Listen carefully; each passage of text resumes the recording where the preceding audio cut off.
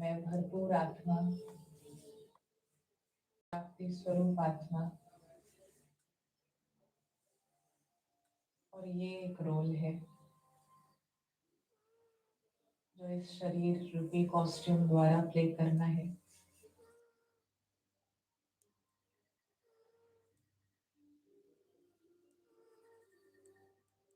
आज सारा दिन ये ज्ञान बुद्धि में चलता रहे।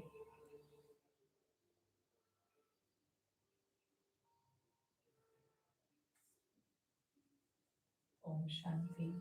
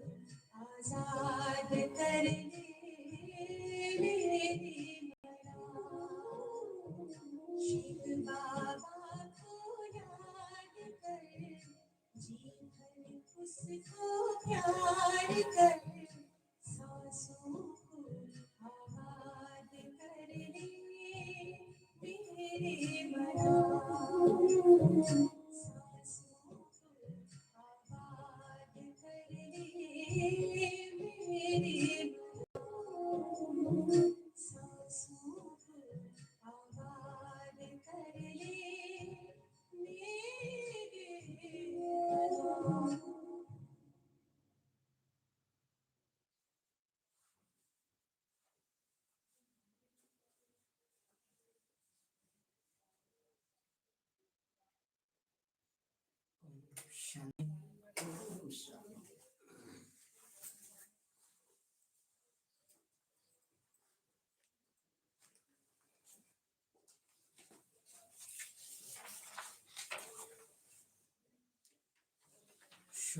परिवर्तन।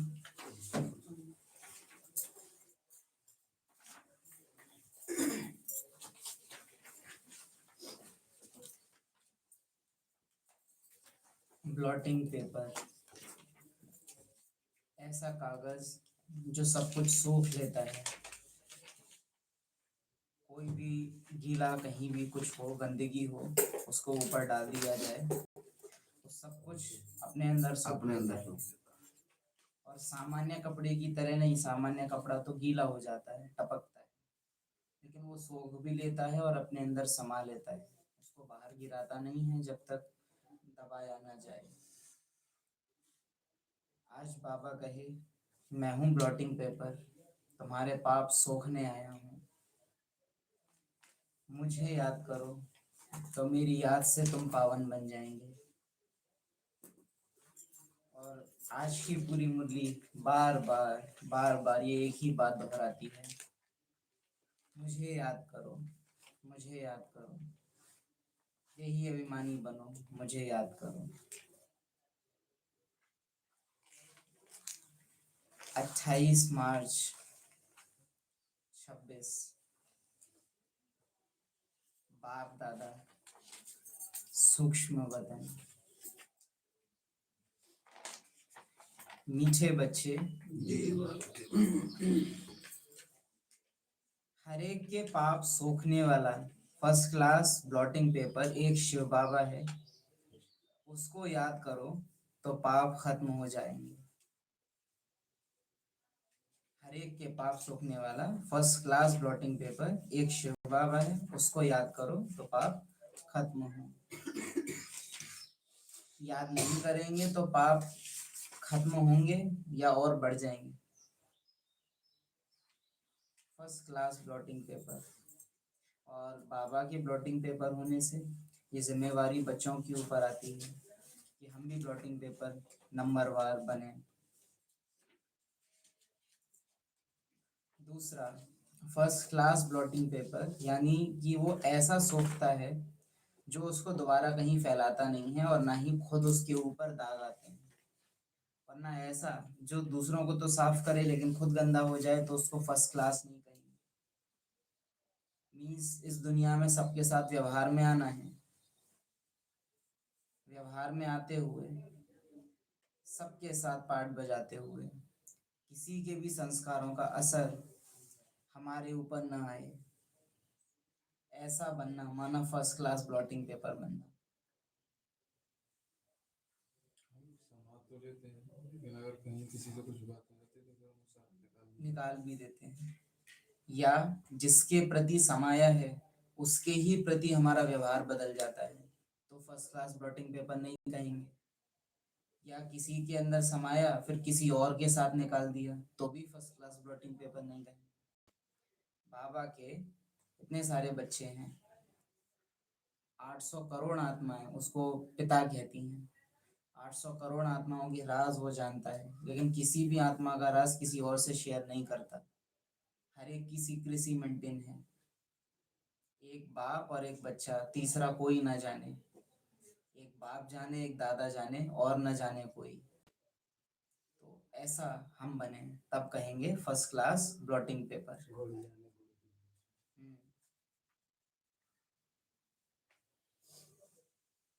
प्रश्न है, आत्मा पर सबसे गहरे दाग कौन से हैं, उसको मिटाने के लिए कौन सी मेहनत करो। उत्तर है, आत्मा पर देह अभिमान के बहुत गहरे दाग पड़े हुए हैं। घड़ी घड़ी किसी देहधारी के नाम रूप में फंस पड़ती है। बाप को याद न कर देहधारियों को याद करती रहती है। एक दो की दिल को दुख देती है। इस दाग को मिटाने के लिए देही अभिमानी बनने की मेहनत करो। देह अभिमान के दाग सबसे गहरे हैं। हम वास्तव में दाग किसको समझते हैं? कि कोई घटना हुई, उस घटना का जो असर मेरे ऊपर होता है, उस घटना की जो याद रह जाती है, हम उसको समझते हैं कि वो दाग है। लेकिन वास्तव में दाग वो नहीं है। दाग है जो भी वो घटना घटी, उसके पीछे जो मेरा भान था, जिसके कारण ड्रामा वो सीन लेके आए। जैसे एक पिता और पुत्र के बीच में अगर कोई घटना घटी, कुछ अनबन हुई, कुछ अनकही हुई, या कुछ ऐसी घटना हो गई जो कभी सोची भी नहीं थी, और अब वो दोनों सोचे हैं कि वो घटना ऐसा दाग है जो कभी भुलाया नहीं जा सके या माफ ना किया जा सके। लेकिन वास्तव में वो दाग वो घटना नहीं है। उसके पीछे जो गलत स्मृति थी, चाहे वो गलती कोई बेटे की तरफ से हुई हो या बाप की तरफ से, वो जो स्मृति थी, गलती उसकी है। वो जो भान रहा है, वो जो पहचान रही है, देह भान। बाबा विकारों को दोषी नहीं बताते, देह भान को दोषी बताते हैं हमेशा। और अगर एग्जाम्पल से भी देखा जाए तो रावण के शीश कितने ही काटे जाएं, लेकिन वो मरता नहीं है जब तक नाभि में बाण ना चलाया जाए। माना जो सबसे मुख्य चीज है जिसकी वजह से दाग पड़े हैं, वो है देहभान। यानी देह में आके आत्मा ने जो पहचाने इस कहानी में बने, दाग उनके कारण पड़ते हैं। वरना आत्मा ऐसी है कि उस पर कोई दाग ना पड़े, लेकिन वो पहचान वो दाग बना देती है। और वास्तव में बाबा जो आए हैं वो गलत को सही करने के लिए नहीं आए हैं, बस आत्मा को अपने पहचान से अलग करने आए हैं जो उसने अपनी बना रखी, और असल पहचान याद दिलाने आए हैं। यही है पतित से पावन होने का जो रास्ता है।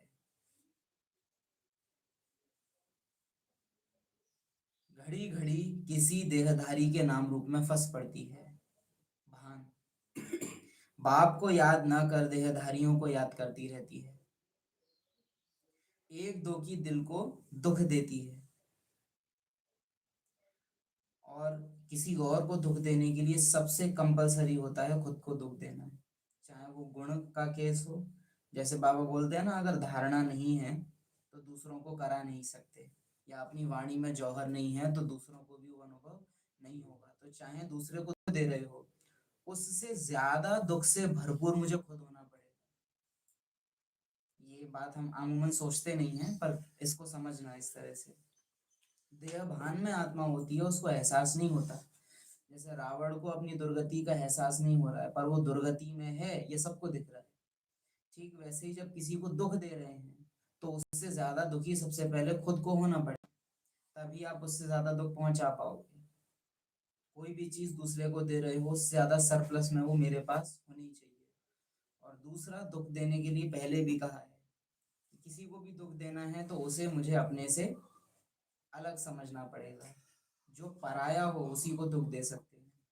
जब तक अपना एक की स्मृति है, आत्मा आत्मा की स्मृति है, तब तक कोई को भी दुख दिया नहीं जा सकता। शिव बाबा कभी किसी को दुख नहीं दे सकते। क्यों? अपनेपन की फीलिंग है, मेरे बच्चे, इसलिए संभव ही नहीं है।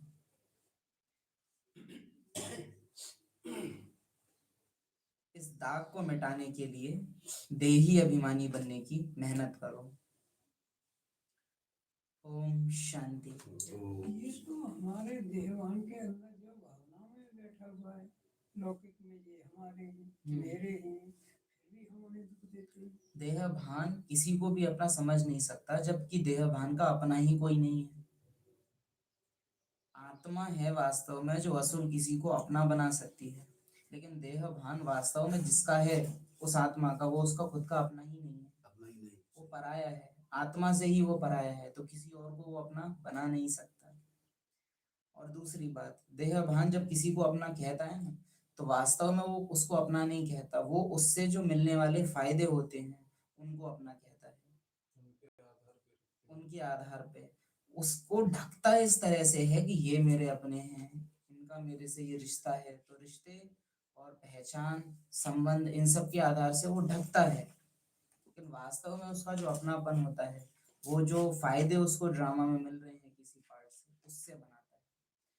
आत्मा जब किसी से संबंध में आती है तो वो ड्रामा के आधार पे जो उसकी विशेषताएं हैं या गुण हैं या दोष हैं उनके आधार पे नहीं आती, लेकिन वो आत्मा है, मेरे जैसी आत्मा है, इस आधार पे समझ में आती है, इसलिए वहाँ यथार्थ अपनापन होता है।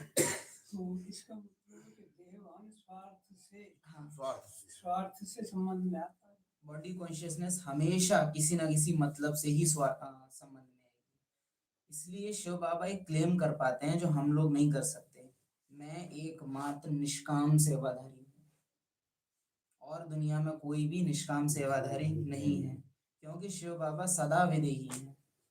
देह में ही नहीं आते तो देह अभिमान में आने की तो बात ही नहीं है। इसलिए उनकी पहचान कभी भी बनती नहीं और ना ही कभी स्वार्थ आता है। लेकिन जिसकी पहचान बनी है उसको स्वार्थ कंपलसरी है, आएगा। क्यों आएगा? क्योंकि आत्मा अनलिमिटेड है, उसके पास अपने आप में किसी चीज की कोई कमी नहीं है, तो उसको दूसरे से कभी कुछ चाहिए ये फीलिंग आती नहीं। देह भान कभी भी कंप्लीट हो ही नहीं सकता। देह भान पार्ट से निकला है ना, आत्मा आई शरीर में आके बजाया पार्ट, पार्ट बजाते बजाते देह भान में फंसी और फिर स्वार्थ शुरू हुआ। तो पार्ट माना ही हिस्सा, पार्ट माना ही जो पूरा नहीं है, पार्ट माना एक हिस्सा, तो जो अपने आप में अधूरा है। अगर आत्मा उस अधूरे चीज को मैं समझेगी तो उसको खुद भी कैसा लगेगा कि मैं अधूरी हूँ, अब उसको वो भरेगी, इसलिए वो स्वार्थ में भी आएगी। द्वापर में वो कम रहेगा, कलयुग में वो बहुत प्रत्यक्ष हो जाएगा, और कलयुग एंड में आके वो लिमिट क्रॉस कर देगा। इसलिए देहभान नेचुरल स्वार्थी ही होता है और आत्मा नेचुरली निस्वार्थी होती है। मेरे पास सब कुछ है। उदाहरण के लिए जैसे कोई बाप अपनी प्रॉपर्टी दूसरे को दे देती है, फिर वो बाप का जैसा संबंध फीलिंग उसकी रहेगी बच्चे नहीं रह सकती। तो ये मुख्य चीज है। अब यहाँ आप देखिए, शिव बाबा है, शिव बाबा की जो प्रॉपर्टी है, सबसे ज्यादा प्रॉपर्टी शिव बाबा की किसको मिली है? ब्रह्मा बाबा को, मम्मा को सबसे ज्यादा प्रॉपर्टी मिली है। फिर भी क्या 800 करोड़ आत्मा को कभी ये फीलिंग आएगी कि हमारे साथ नाइंसाफी हो गई, इन दोनों को ज्यादा क्यों दे दी? जबकि लौकिक में अगर वो ऐसा कर दे होता है तो दिक्कत हो जाती है, हो जाती है। लेकिन यहाँ वो नहीं होगा। पहली बात तो इन दोनों का अपना पुरुषार्थ, खैर लौकिक में भी आप देखो, कोई अपनी मेहनत से भी भाई बन जाए और छोटा भाई या बड़ा भाई ना कर पाए तो भी चलन हो जाती है कि इनको जरूर मदद करी होगी। लेकिन कभी भी यहाँ वो केस क्यों नहीं होता? क्योंकि बाबा की जो निस्वार्थ की फीलिंग है, कभी भी कोई आत्मा को एक भान नहीं आ सकता कि बाबा ने गलत किया। और बाकी विद प्रूफ सजाएं तो नहीं, मिलती ही भक्ति हैं। में तो लोग लगाते हैं यार। भक्ति में तो वो अज्ञानी है ना, उनको जब मालूम ही नहीं है, देवभान में स्वार्थ ही है, और वहाँ उसका वर्षा मिल ही किसको रहा है? वहां तो अपने कर्मों के हिसाब से सबके पास प्रॉपर्टी, उसको वो भगवान का दोष डाल रहे हैं। लेकिन प्रैक्टिकली जब एंड में सारी आत्माएं जागेंगी, क्या कोई बाबा पे दोष लगाएगा? सब उसको प्यार करेंगे, हर एक आत्मा के दिल से निकलेगा मेरा बाबा, और तभी तो वो घर जाएंगी। बाबा से ही विरोध की फीलिंग हो तो कोई घर नहीं जा सकता। तो ये समझ की चीज है अपने आप में कि बाबा निष्काम सेवाधारी है, क्योंकि बाबा सदा विदेही है। हम कब ना कब देह भान में आएंगे, इसलिए हम स्वार्थी भी बनेंगे। बाकी ये अंडरस्टूड है कि एक्चुअली निस्वार्थी केवल जो सूर्यवंशी आत्माएं होंगी वही बनती हैं। त्रेता युग की आत्माओं में भी रॉयल स्वार्थ हमेशा रहता है, हमेशा हमेशा रॉयल स्वार्थ उनके अंदर रहेगा। इसलिए वो आत्माएं जैसे ही उतरेंगी, एक तो इसीलिए वो कभी भी योगी नहीं बनती और फेलियर कही जाती है, क्योंकि स्वार्थ कभी खत्म नहीं होता पूरा।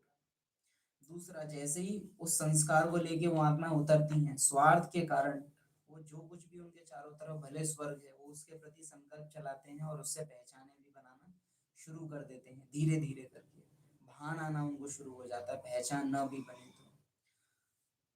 और 33 करोड़ आत्माओं के अलावा जितनी ही दुनिया की आबादी है, वो स्वार्थी ही हैं, स्टार्ट से लेके एंड तक। इसलिए वो कभी भी निस्वार्थ को डायरेक्ट पा नहीं सकते, पहचान नहीं सकते। लेकिन घर पे तो वही आत्मा सबसे ज्यादा रहती है। हाँ, घर पे वही रहेंगी, और यही तो वंडर है ड्रामा का कि लास्ट में वो सब्जी तैयार कर रहा है, सब मिक्स है। सब मिक्स है, और उस सब के साथ रहते हुए मिक्स नहीं होना है, मिक्स में रहना है, लेकिन मिक्सचरिटी नहीं आनी चाहिए, यही पुरुषार्थ है। भाई दास दासी घर में ही रहते हैं, राजा तो बाहर भी जाते हैं। राजा को तो पता है ना कि मैं राजा हूँ, भले वो प्रजा के बीच में हूँ, और वो प्रैक्टिकल प्रैक्टिस ड्रामा करा रहा है। एक ही पतित से पावन बनाने वाला बाप है, बाकी सभी में है पाप। एक ही पतित से पावन बनाने वाला बाप, बाकी सभी में है पाप। बॉडी कॉन्शियसनेस, देह भान है तो पाप है। यह तो तुम जानते हो कि आत्मा में ही पाप है, पुण्य भी आत्मा में है। आत्मा ही पावन, आत्मा ही पतित बनती है। आत्मा ही पतित है नहीं, आत्मा पतित बनती है। हाँ, मीन्स उसके ऊपर परत आती है पतित बने की, और आत्मा है पावन लेकिन पतित बनती है। आत्मा ही पावन, आत्मा ही पतित बनती है। तो वो कहानी में जब आती है तो पतित बन जाती है, लेकिन वो है कौन नेचुरली? पावन। यहाँ सब आत्माएं पतित हैं, पापों के दाग लगे हुए हैं, इसलिए यहाँ मतलब पाठ में जितनी है।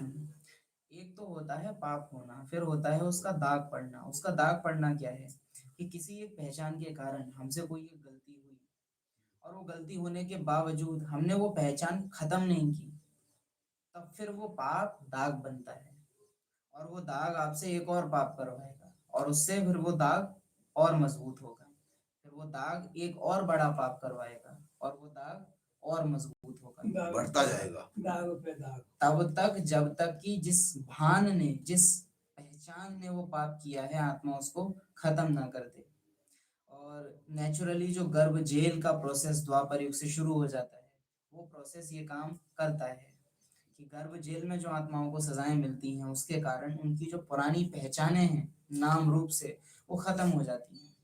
इसलिए नए जीवन में आत्मा को पिछली स्मृतियां बहुत कम याद रहती हैं, और जैसे ही वो थोड़ी सी भी बड़ी होती है उसको वो विस्मृत होती है। अगर गर्भ जेल का प्रोसेस ना हो तो ये जो दाग पे दाग पड़ रहे हैं ये खत्म ना हो, इसलिए योग बल द्वापर युग में संभव नहीं रहता, क्योंकि योग बल के नहीं रहती होंगी। याद तो गर्म महल में भी नहीं रहती होंगी सत्य त्रेता में गर्भ महल में रहते हैं, तो याद तो वहां भी नहीं होती, याद रहती नहीं, याद वहां भी नहीं रहती है, लेकिन वहां याद इसलिए नहीं है क्योंकि वो आत्माएं जब रह रही हैं तो रहते हुए ही वो न्यारी है, देही अभिमानी है संस्कारों में, तो वो वैसे ही पहचान नहीं बना रही है।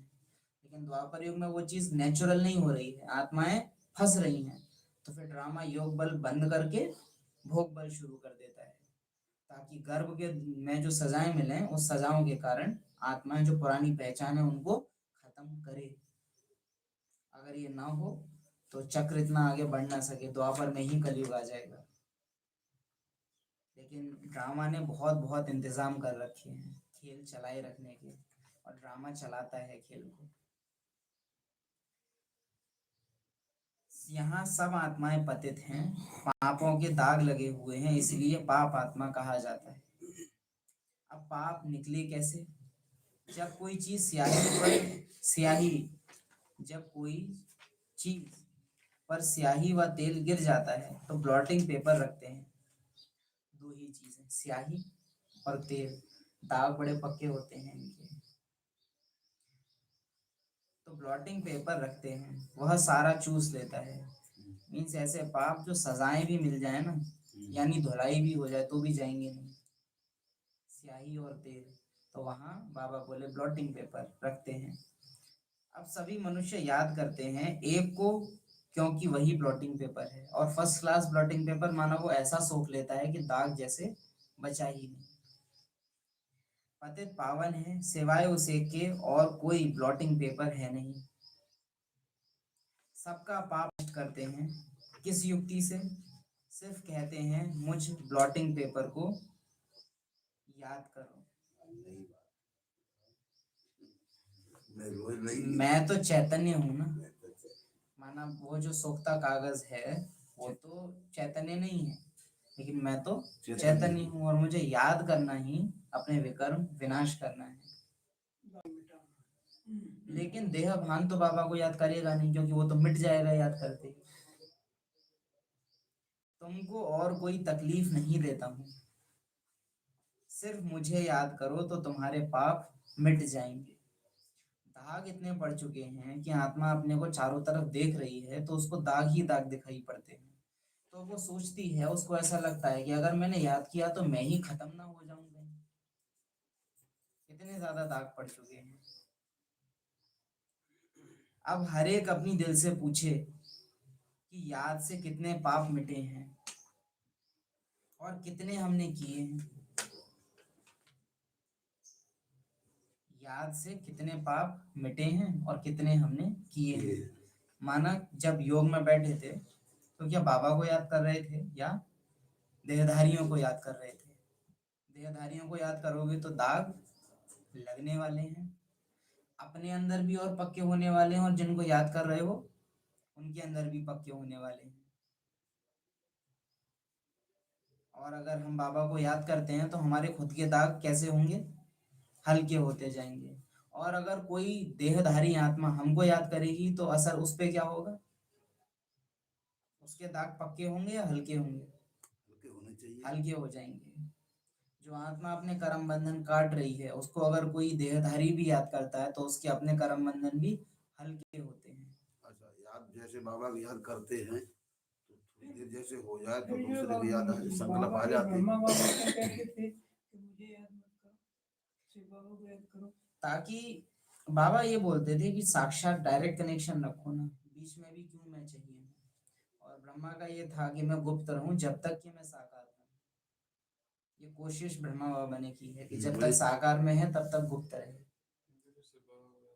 फिर शिव बाबा को याद नहीं करेंगे।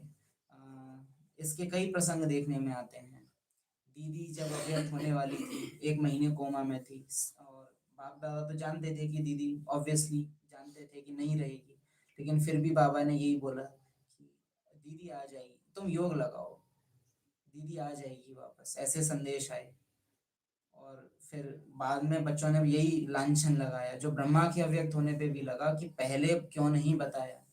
तो बाबा ने कई कारण बताए थे, 2-3। एक कारण उसमें ये बताया कि अगर पहले से बताते तो दीदी के योगी बन जाते। मीन्स उस 1 महीने में भट्टियां चल रही थी, सब योग में बैठते थे घंटों घंटों कि दीदी ठीक हो जाए, बाबा बाबा को याद करते थे। लेकिन अगर ये पता चल जाता कि दीदी जाने वाली है तो कौन बाबा को याद करता? दीदी के योगी बन जाते। मम्मा अव्यक्त हुई तो बाबा जब तक वो शरीर सामने रखा रहा तब तक बाबा ये कहते रहे, बच्चे तुम योग लगाओ कि शिव बाबा हमारी मम्मा को भेज दो। साकार ब्रह्मा कह रहे हैं कि शिव बाबा हमारी मम्मा को वापस भेज दो। और जब वो शरीर का अंतिम संस्कार हो गया तब बाबा बोल रहे हैं, अरे तुम्हारी मम्मा तो यहाँ बैठी है ना, ये है तुम्हारी मम्मा, ये है बड़ी माँ। तो ये देखा गया है यज्ञ में कि जो साकार है उनको गुप्त रखा जाता है। इस समय भाई बहनों के उठे होंगे मन में हलचल हाँ होगी। बिल्कुल तो आती बिल्कुल। है। लेकिन वो बाबा की अपनी जादूगरी भी है, अपना प्यार है कि बाबा ऐसा फंसा लेता है कि ज्यादा कुछ सोच भी रहे हैं तो बोल नहीं पाते उसको, और ज्यादातर तो सोच भी नहीं पाते।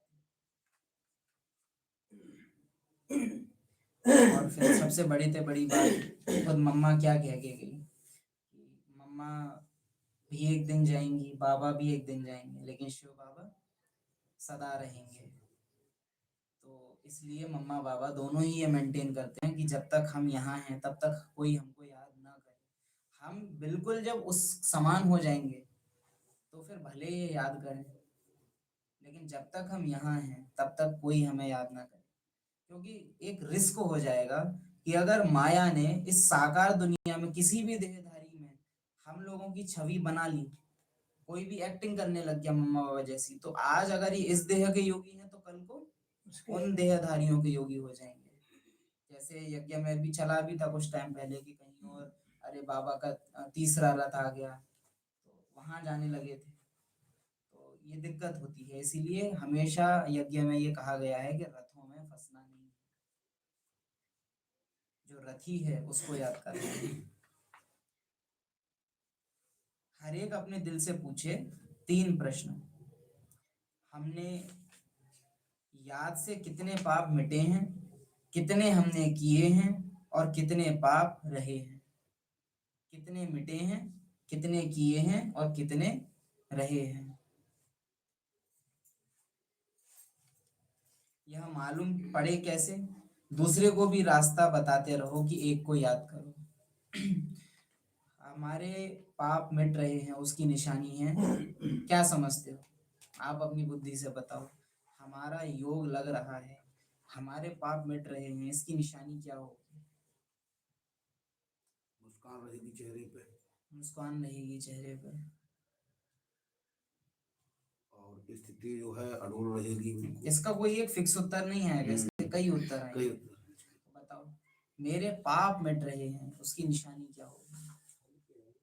हल्के रहेंगे, पापों का बोझा क्योंकि सिर से उतरेगा तो हल्के रहेंगे, उड़ जाएंगे हैं। परिवर्तन, बदलाव आएगा, लौकिकता मिटेगी, अलौकिकता आएगी और नेचुरल योगी बन जाएंगे। योग लगाने वाले नहीं, योगी तू आत्मा बन जाएंगे। और कुछ? अतीन्द्रिय सुख भासता रहेगा, गोप गोपी वल्लभ के गोप गोपी बन जाएंगे।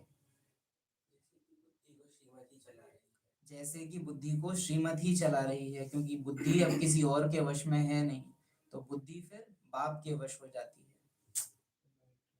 लाइट हाउस, माइट हाउस, चलते फिरते साक्षात्कार मूर्त बन जाएंगे और आत्माओं को भी हमसे खींच होगी। चलता फिरता फरिश्ता, सेंटर बन जाएंगे।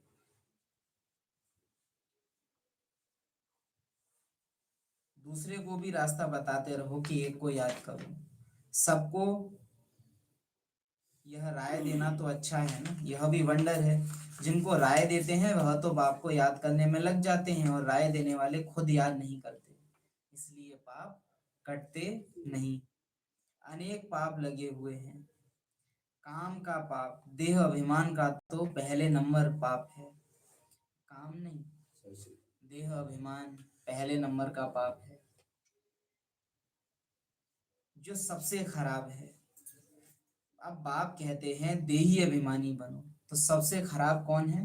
देह अभिमानी। सबसे खराब क्यों है? क्योंकि देह अभिमान अपने होने का पता नहीं लगने देता। जब विकार आते हैं तब पता चलता है कि देह भान है, लेकिन बहुत देर हो जाती है। बाकी देह भान इतना नेचुरल हो चुका है कि हम उसमें रहेंगे और हमको पता भी नहीं चलेगा कि हम देह भान में उतर आए हैं, क्योंकि नेचुरल हो गया है। इसलिए देह भान सबसे खराब है। काम महाशत्रु है, क्योंकि पता पड़ जाता है। क्रोध शत्रु है, पता पड़ जाता है। सारे विकार जैसे ही आएंगे आपको पता पड़ जाएगा कि वो आया है, पर देह भान पता नहीं पड़ता है कि वो है। एकदम ऐसा उसने अपने को बना रखा है कि आत्मा कभी डिटेक्ट ही नहीं कर पाती कि अब आत्मा ने कुछ आ गया है उसके सामने, सूरज छिप गया है उसका। देहभान नहीं होगा तो कोई विकार भी नहीं होंगे, कोई आधार देह भान है ना, कोई भी विकार नहीं होंगे देहभान। जैसे आत्मा जब घर में है तो उसको ड्रामा की विस्मृति हो जाती है, स्व में है तो उसको देह भान की विस्मृति है, वैसे ही जब देह भान में है तो उसको स्व की विस्मृति हो जाती है। यानी अनुभव भी हो जाए आपको देही अभिमानी स्थिति का, उसके बावजूद अगर अभ्यास बंद हो जाए या अटेंशन ना रखा जाए तो देह भान आप पे इतना हावी हो सकता है कि आत्माभिमानी स्टेज की अनुभूति आपको बिल्कुल भुला देगा। आप बिल्कुल भूल जाओगे कि वो स्टेज कितनी अच्छी थी, कितनी वंडरफुल थी। तो विस्मृति ऐसी हो जाती है। जब देह भान है तो आत्माभिमान नहीं, और आत्माभिमान है तो देह भान नहीं। जितना औरों को समझाएंगे उतना तुम्हारा भी भला होगा। उस एक, अब ये भी देह भान बाबा जानते हैं बच्चों में है और उसी को वो यूज कर रहे हैं कि इसी बहाने कम से कम बता तो दें, वरना मैं जो हूँ जैसा हूँ वैसा दूसरे को एहसास कराना, इसमें कोई हम ये नहीं करेंगे कि भला होगा इसलिए मैं करा दूं। लेकिन देह भान की ये भी पहचान है कि जब तक उसको अपना कोई फायदा नहीं दिखेगा वो कोई काम करेगा नहीं। उसे एक बाप को याद करना है, देही अभिमानी हो रहना, यह एक ही बात डिफिकल्ट है। बाप सिर्फ तुम्हारे लिए नहीं कहते, बल्कि बाबा के ध्यान में तो सभी सेंटर्स के बच्चे हैं। बाप तो सब बच्चों को देखते हैं ना, कहाँ अच्छे सर्विसेबल बच्चे रहते हैं। शिव बाबा की फुलवाड़ी है ना, जो अच्छी फुलवाड़ी होगी उनको ही बाबा याद करेंगे। जो अच्छी फुलवाड़ी होगी उनको ही बाबा याद करेंगे। फूलों की वैरायटी होती है ना, तो बाबा भी अपने बड़े बगीचों को याद करते हैं। खुद कहते हैं, मुझे याद करने से तुम्हारे पाप भस्म होंगे।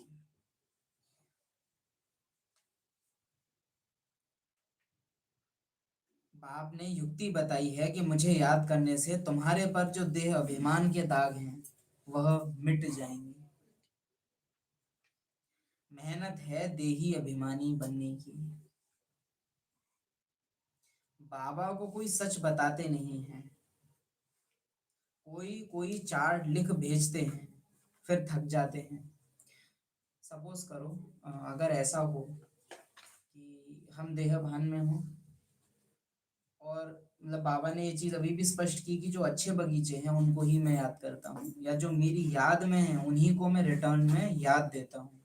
अगर कोई मेरी याद में नहीं है तो मैं भी उसको याद नहीं करता हूँ। तो हम सपोज करो कि बाबा की याद में नहीं है, और फिर भी बाबा हम पे कृपा या रहम या आशीर्वाद या कुछ तो करे और हमको लौट के याद कर ले। बाबा के याद करते ही सोचो, बाबा ने किसी को याद किया, बाबा याद करते ही उसके जो विकर्म हैं वो सारे बाबा की याद की वजह से खत्म हो जाएंगे एक झटके में। वो आत्मा एक सेकंड में पावन बन जाएगी, क्योंकि बाबा ने उसको अपनी साइड से याद कर लिया बिना उसके याद किए। जो विकर्म आत्मा एक यात्रा करते करते कई महीनों कई सालों में धीरे धीरे करके विनाश करती, वो एक पल में हो गए। यानी उस आत्मा की अपनी मेहनत कोई संस्कार नहीं है, एक सेकंड में वो सब कुछ खत्म हो गया। अब वो आत्मा ड्रामा में आई, ड्रामा में आई है तो गिरना तो सबको है ना, ड्रामा अनुसार उतरना भी है गिरना भी है। क्योंकि उस आत्मा को चढ़ने का कोई अनुभव नहीं है, वो चढ़ी नहीं है खुद से, बाबा ने उसको एकदम पकड़ा और ऐसे कर दिया। तो जब अब गिरावट आएगी तब तो बाबा नहीं रहेगा, वो गिरेगी भी कैसे? ऐसे एक धक से, वो एक धक से गिर जाएगी, क्योंकि उसको चढ़ने का भी अनुभव नहीं था। जो बुखार से कभी लड़ा नहीं है, बुखार उसके लिए जानलेवा होगा। मानो किसी को अगर कभी एक मच्छर भी ना काटा हो और उसको एकदम से मलेरिया का मच्छर काट ले तो उसको क्या होगा? बहुत हालत खराब हो जाती है, एकदम एडमिट करने की नौबत आ जाती है। जो कमाना नहीं जानते वो खर्च जो करना वो एकदम से कर देगा। ऊपर से कोई भी अगर अंदर मेरे इम्यूनिटी नहीं है किसी भी चीज के लिए, रोग प्रतिरोधक क्षमता नहीं है, और फिर रोग आ जाए तो मृत्यु एकदम से हो जाएगी। इसलिए बाबा जो मम्मा से बाबा की वार्तालाप है उसमें बाबा बोल रहे हैं कि मैं तो चाहता हूँ कि अपने सारे बच्चों को पुरुषार्थ से मुक्त कर दूं, सहज मार्ग बना दूं पुरुषार्थ का। लेकिन जब तक तुम पुरुषार्थ नहीं करोगे तब तक तुम अतीन्द्रिय सुख का अनुभव नहीं कर सकते। तो ये प्रैक्टिकल है कि बाबा अपनी तरफ से आपको याद नहीं करेगा, आपको ही पहले बाबा को याद करना होगा। यही लॉ है और यही कल्याणकारी है। कारण ये गुह्य राज हमने समझा कि क्यों ऐसा है, कि अगर चढ़ाई में मेहनत करना नहीं जानते तो उतरने में एकदम गिरोगे। जो वो होते हैं ना अंतरिक्ष यात्री जो ऊपर जाते हैं, तो उन लोगों को रोज वहां बोला जाता है अंतरिक्ष यान में कि उनको रोज 6 घंटे आई थिंक टाइम रहता है, उनको एक्सरसाइज 6 घंटे या 4 घंटे आई थिंक उनको एक्सरसाइज करनी ही पड़ती है। वो ऐसा एक्सरसाइज जिसमें शरीर पर वजन पड़े, क्योंकि वहां गुरुत्वाकर्षण नहीं है। जैसे यहाँ हम अगर चल रहे हैं तो हम पे हमेशा एक बोझ पड़ता रहता है, हम धरती से ऊपर नहीं जा सकते, धरती हमको खींचती रहती है। उसकी वजह से हमारी मसल्स हमारी हड्डियां उस हिसाब से मजबूत रहती हैं। लेकिन वहां ग्रेविटी नहीं है, तो वहां कोई खिंचाव नहीं है। अगर वो वहां 2-3 महीने उसी में रह लें तो हड्डियां ये मांसपेशियां ये सब इतनी कमजोर हो जाएंगी कि वो यहाँ आके चल फिर भी नहीं पाएंगी। इसीलिए यहाँ आके वो नॉर्मल रहे इसके लिए उन्हें 4 घंटे डेली बिना बात के एक्सरसाइज करनी पड़ती है। ये नहीं कि वो मोटे वोटे हैं, नहीं, बहुत पतले होते हैं, लेकिन फिर भी एक्सरसाइज करनी पड़ती है। तो ये कि अगर एक्सरसाइज नहीं है चढ़ने की तो गिरावट भी इमीडिएटली आ जाएगी, इसलिए चढ़ाई की मेहनत करना जरूरी है।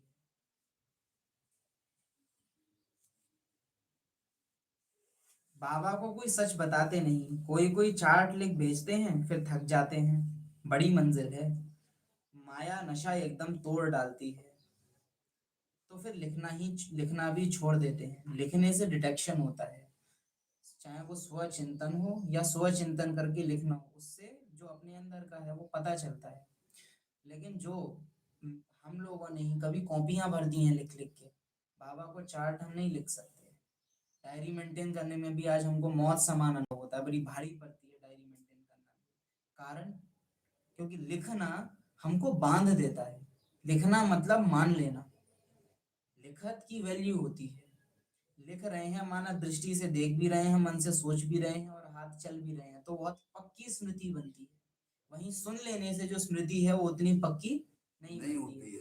सुनने के साथ पढ़ रहे हो तो स्मृति ज्यादा पक्की बनती है। सुन भी रहे हो, पढ़ भी रहे हो, लिख भी रहे हो तो स्मृति और ज्यादा मजबूत बनती है। तो माया का विरोध करना बहुत मुश्किल हो जाता है वहां, इसीलिए माया लिखने का ही विरोध कर देती है कि आलस अलबेलापन ला देगी। हाँ, तो बड़ी मंजिल है, माया नशा एकदम तोड़ डालती है, तो फिर लिखना भी छोड़ देते हैं। आधा कल्प का देह अभिमान है, वह छूटता नहीं है। बाप कहते हैं सिर्फ यही धंधा करते रहो, बाप को याद करो और दूसरों को कराओ। बस सबसे ऊंच धंधा है यह, जो खुद याद नहीं करते वह यह धंधा करेंगे ही नहीं। जो खुद याद नहीं करते वो ये धंधा करेंगे ही नहीं। बाप की याद यह है योग अग्नि, जिससे पाप भस्म होंगे। इसलिए पूछा जाता है कहाँ तक पाप भस्म हुए हैं, मीन्स कहाँ तक तुमने मुझे याद किया है। हर एक की दिल को जान सकते हैं, दूसरे को भी उनकी सर्विस से जान सकते हैं। सभी आत्माएं और शरीर तमो प्रधान है।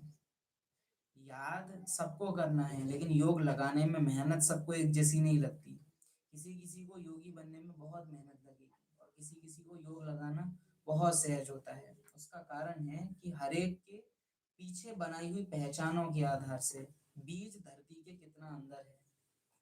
माना देह भान की मिट्टी कितनी ऊपर पड़ी हुई है, तो बीज के जो अंकुर हैं वो निकलने में उतना ही समय लगा लेते हैं। लेकिन ये याद रहे कि जब भी आप आत्महिमानी होने का अभ्यास कर रहे हैं, लौकिक में चलते फिरते जितना भी आप अभ्यास कर रहे हैं, वो विफल कभी नहीं जाते। हमेशा ये अपने अंदर रखो कि प्रोग्रेस हो रही है। जो योग की जड़ें हैं वो देह भान की गहराई तक जा रही हैं। एक दिन कली निकलेगी, योग की कली फूटेगी, लेकिन अभ्यास निरंतर रहना चाहिए।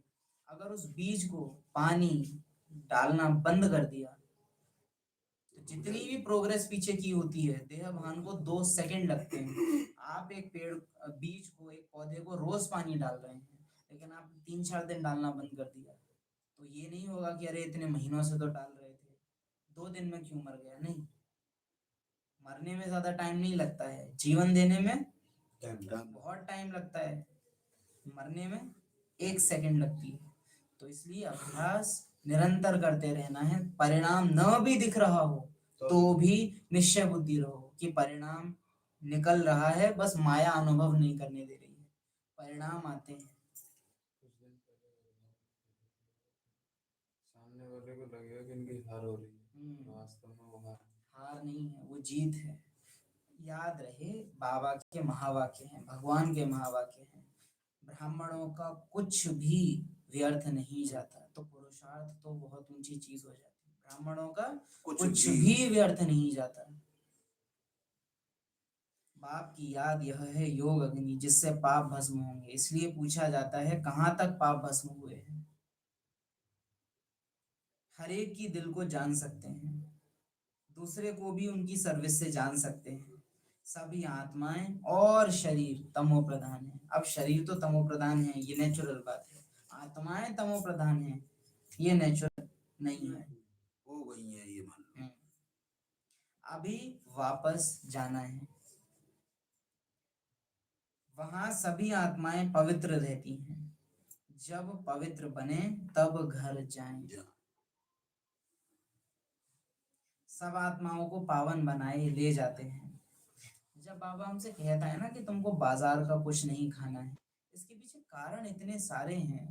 केवल लाइक हम जब प्योरिटी सुनते हैं या कोई भी ब्राह्मण आत्मा प्योरिटी सुनती है तो उसकी बुद्धि में आता है कि खान पान और काम विकार, ये दो चीजें उसको आती हैं प्योरिटी के नाम। लेकिन वास्तव में इसी को एग्जाम्पल वश उठा लो कि बाजार का कुछ खाना है। अब आप बाजार का कुछ खाओगे तो बाजार आप लेने भी जाओगे, उन लोगों के बीच में खड़े होगे, आपको समय बिताना पड़ेगा।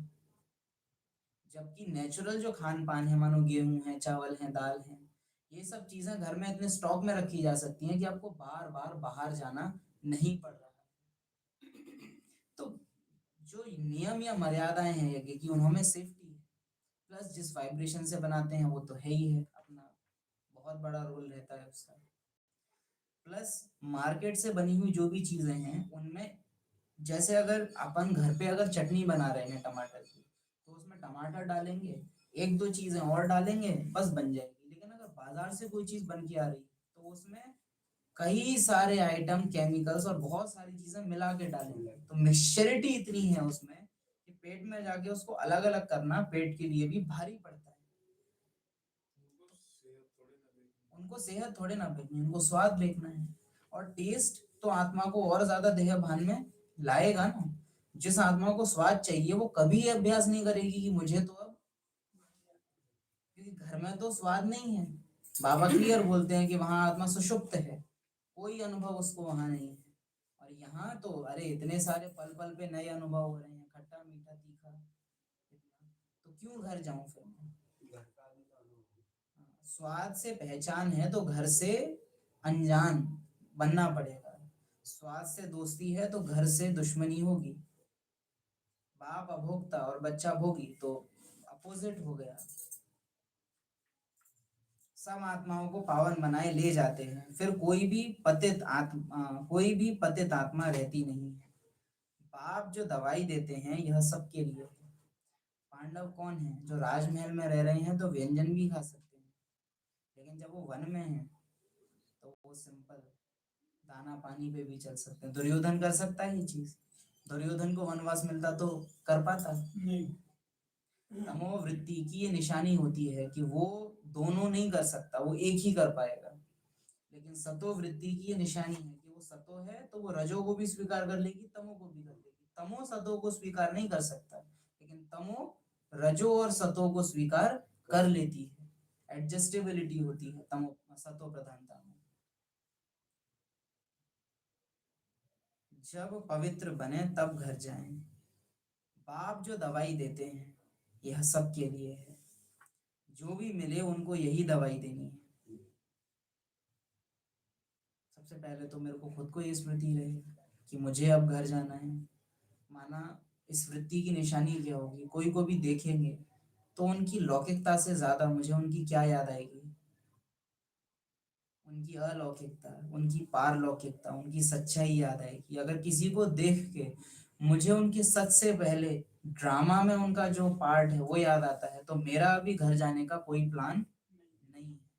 जिसको जाना हो वो किसी से मिलता भी है तो क्या कहता है, आगे चल के मिलेंगे, अभी हमको थोड़ा जल्दी है।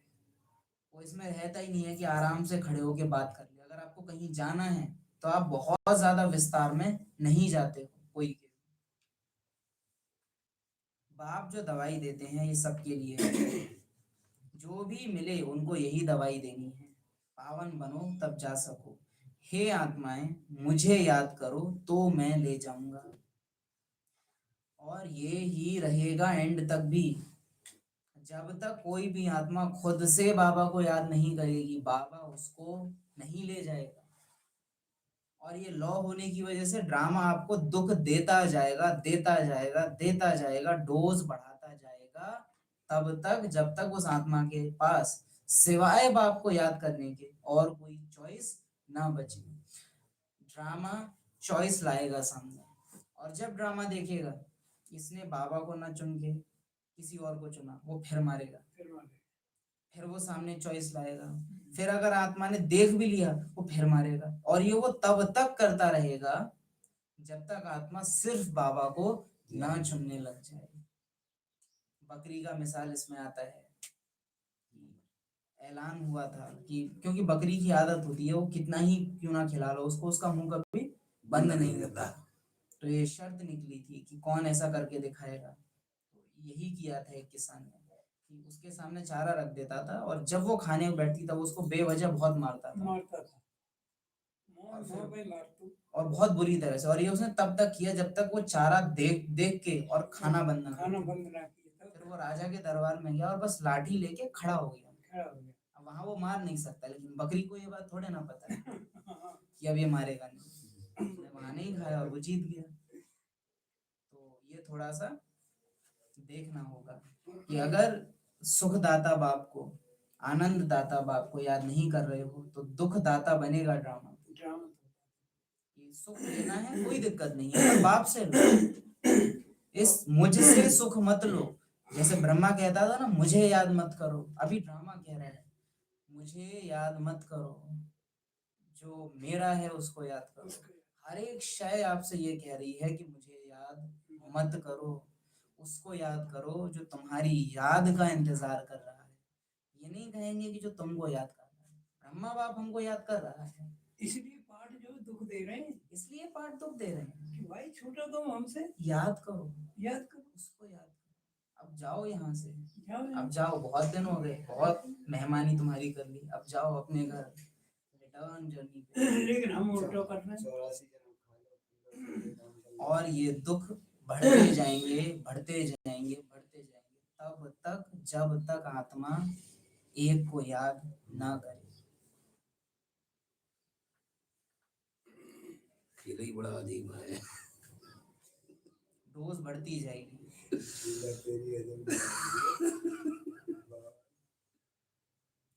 हर एक तो हे आत्माएं मुझे याद करो तो मैं ले जाऊंगा। और याद हमें ही करना होगा, चाहो या ना चाहो, याद तो करना होगा। अब ऐसे ही याद कर लो, याद ही तो करना है, नहीं तो याद करने लायक नहीं बचोगे और याद तो फिर भी करना पड़ेगा। मैं किसको दुख नहीं देता हूँ, हर एक अपने को देखिए कि मैं याद करता हूँ। पापों का खाता कोई शरीर में लगा हुआ नहीं है। इतनी छोटी आत्मा बिंदी में ही सारा पाठ भरा हुआ है। आत्मा पतित होगी तो जीव पर भी असर पड़ेगा। आत्मा पतित होगी तो जीव पर भी असर पड़ेगा। शरीर पर। शरीर को चोट लगने से आत्मा को दुख फील होता है, क्योंकि आत्मा का बंधन है शरीर के साथ। बाबा जानते हैं सच्ची दिल से जिस युक्ति से याद करना चाहिए, कोई मुश्किल याद करता है। और सच्ची दिल से याद करना क्या है? क्या है सच्ची दिल से बाबा को याद करना? और ये बात बाबा बार बार बोलते रहते हैं कि मैं जो हूँ जैसा हूँ मुझे कोई याद नहीं करता, यथार्थ रीति से कोई मुझे याद नहीं करता। तो ये क्यों है? क्योंकि चंद्रवंशी आत्मा ऐसा थोड़े ना है कि कभी बाबा के कमरे में बैठेंगी नहीं, या कभी योग लाइट लगाएंगी नहीं, या कभी योग लगाने बैठेंगी नहीं, लेकिन योग लगेगा नहीं। क्यों?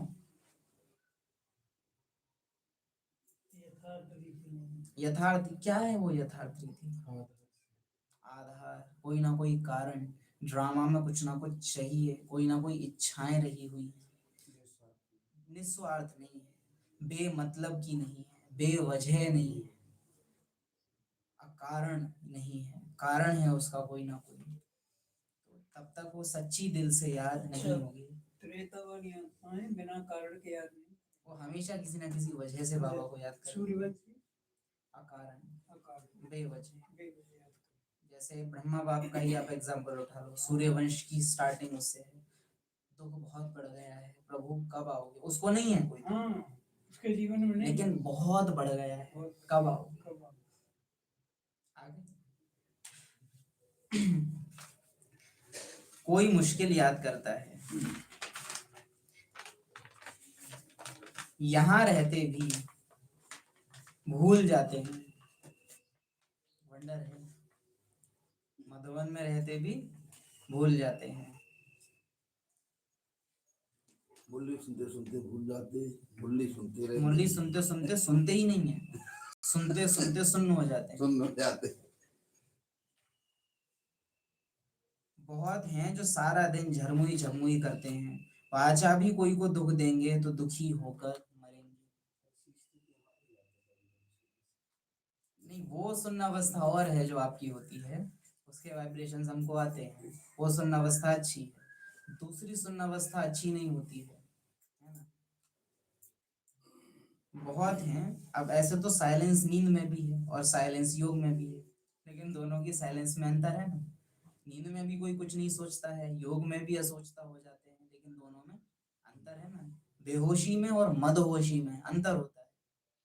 तो आपकी सुन्न अवस्था बेहोशी वाली नहीं है, मदहोशी वाली है। बहुत हैं जो सारा दिन, अब बाबा देखो कितना मजाक सा उड़ाते हुए बाबा ने बोला, बाप का फरमान है hear no evil, see no evil, talk no evil. बंदर के लिए तो नहीं है ना। और जो नहीं समझ रहे हैं वो बाबा, वो इनडायरेक्टली कौन हो गए? बंदर। बहुत हैं जो सारा दिन झरमुई झपमुई करते हैं, वाचा भी कोई को दुख देंगे तो दुखी होकर मरेंगे। और दुख देने का अर्थ प्रैक्टिकली दुख देना नहीं होता, जैसे बाबा ने यहाँ ऊपर बोला सारा दिन झरमुई झपमुई करते हैं, तो हम प्रैक्टिकली समझते हैं कि मैंने किसी को कुछ बुरा ही बोला है तो ही दुख दिया है। लेकिन वर्तमान समय सबसे बड़ा सुख कौन सा है जो हम किसी को दे सकते हैं? उसको बाबा की याद दिलाना, बाबा से किसी को भी जोड़ना, ये है सबसे बड़ा सुख देना। और सबसे बड़ा दुख देना क्या होगा? बाबा से किसी को भी दूर कर देना, ये होगा सबसे बड़ा दुख दे देना। तो जब बाबा कह रहे हैं ना वाचा से भी कोई को दुख नहीं, तो यानी मेरे मुख से कोई भी ऐसी बात निकल रही है जो उनको बाबा से दूर करे, तो हम क्या कर रहे हैं? उसको बाबा याद नहीं आ रहा है तो ड्रामा उसको और ज्यादा क्या देगा? दुख देगा। अब मैंने कुछ ऐसे काम किए, कुछ ऐसी बातें होनी जिससे वो भगवान को याद करे, तो ड्रामा को उसको दुख देने की जरूरत कम पड़ेगी ना। तो ये गहराई है इसकी कि वाचा भी कोई को दुख देंगे तो दुखी होकर। बाप कहते हैं तुम बच्चों को सबको सुख देना है, सबको कहना है देही अभिमानी बनो। देही अभिमानी बनना ही सबको सुख देना है। ये नहीं है कि सब्जी पूड़ी बांटो, अच्छे अच्छे भोग लगाओ, अच्छी अच्छी रैलियां निकालो, उससे कोई सुख नहीं मिल रहा, उससे तो उल्टा शरीर थक जाता है। लेकिन आत्माभिमानी बनना और बनाना, ये है सबको सुख देना। बाप को याद करो, कोई पैसे की लेन देन की बात नहीं है, तुम्हारे विकर्म भस्म हो जाएंगे। कुछ भी आपस में न बोलो, सिर्फ बाप को याद करो, दूसरे का कल्याण करो। तुम बच्चों की अवस्था ऐसी मीठी हो जो कोई भी आकर देखे बोले बाबा के बच्चे ब्लॉटिंग पेपर्स हैं। माना इनको याद करो तो हमारे कर्म बंधन हल्के पड़ जाते हैं। इतना मानो कोई का योग ना लग रहा हो, कोई ब्राह्मण का, और वो हमारे संग बैठे और उसका योग लग जाए।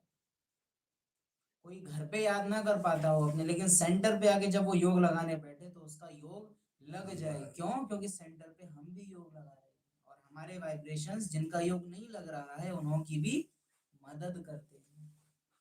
तो ये बड़े दे बड़ी सेवा, मनसा सेवा।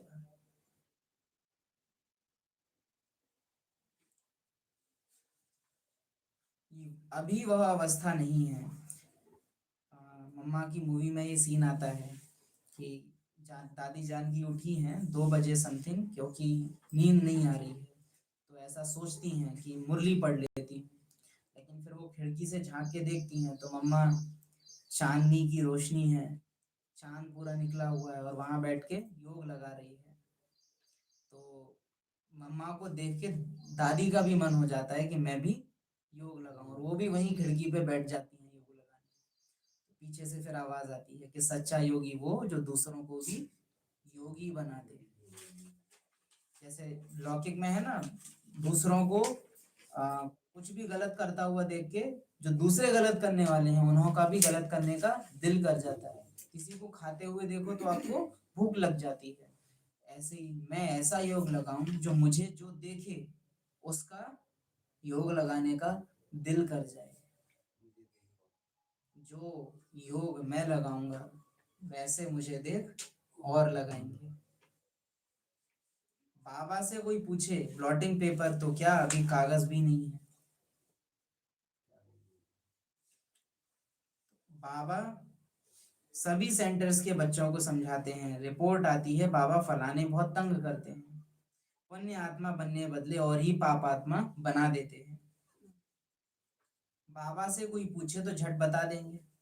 अब तंग कैसे, जो ऊपर बाबा ने बोला ना, वाचा से भी कोई को दुख देंगे। अगर किसी के साथ वाणी में भी आके आप व्यर्थ चर्चाएं कर रहे हैं, आप जो तले जाएंगे ना कढ़ाइयों में, बात नहीं पूछो उसकी। पहले भी कहा है, अगर आपसे नहीं रहा जाता है ना बिना व्यर्थ चर्चाएं किए, लौकिक आत्मा में कर लो एक बार को, तले तो तब भी जाओगे लेकिन कम।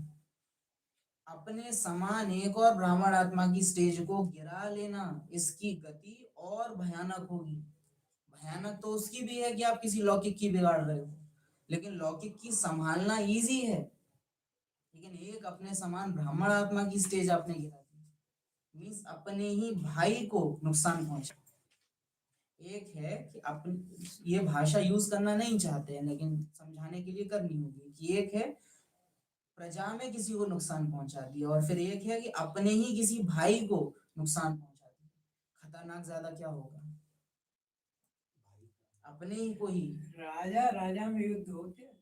हाँ, प्रजा ते कछु पद्दे राजा को उतना इफेक्ट नहीं आएगा, नहीं इफेक्ट तो आएगा। उसका आएगा लेकिन उतना नहीं आएगा, बराबर कैसे करा था, दिक्कत होगी बहुत ज्यादा। तो आपने बाबा का एक हेल्पिंग हैंड काट दिया।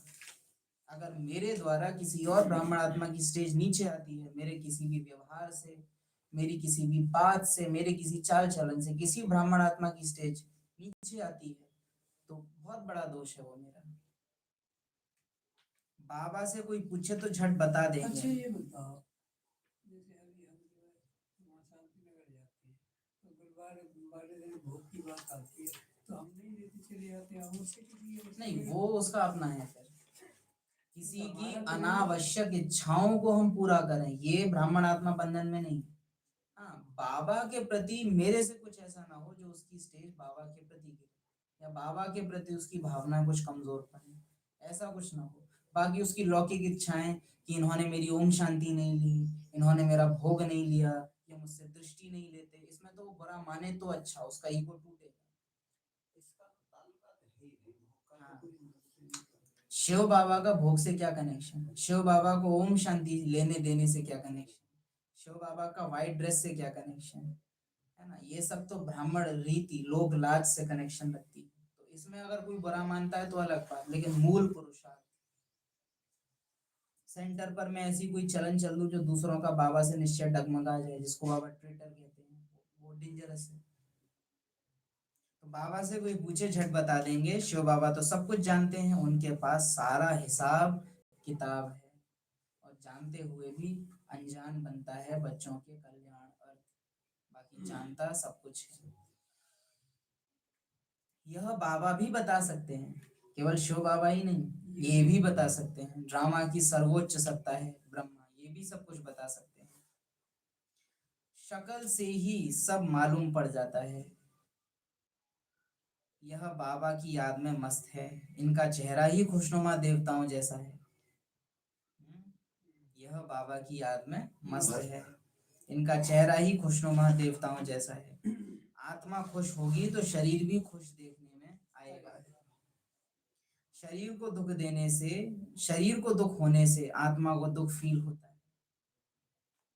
एक बात सबको सुनाते रहो कि शिव बाबा कहते हैं मुझे याद करो तो तुम्हारे पाप विनाश होंगे।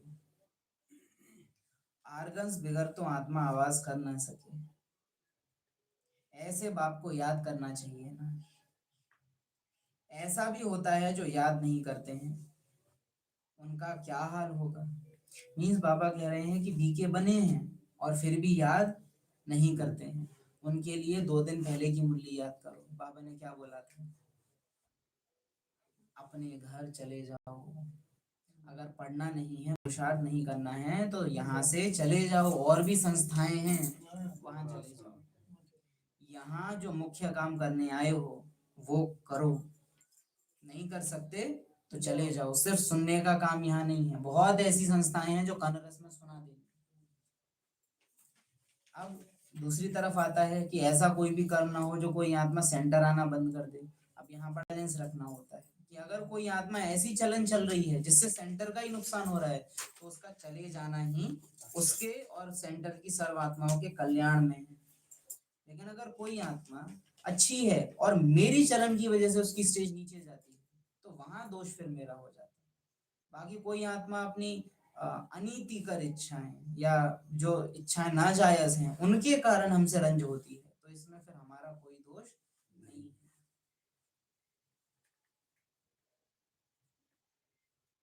और कोई गलत है उसके बावजूद भी सेंटर पर उसका सपोर्ट हो रहा है कि अरे नहीं ऐसे नहीं कहना चाहिए था, उनको जाना नहीं चाहिए था, ये गलत बात है, बाबा का बच्चा चला गया। बाबा का बच्चा होता तो जाता ही नहीं।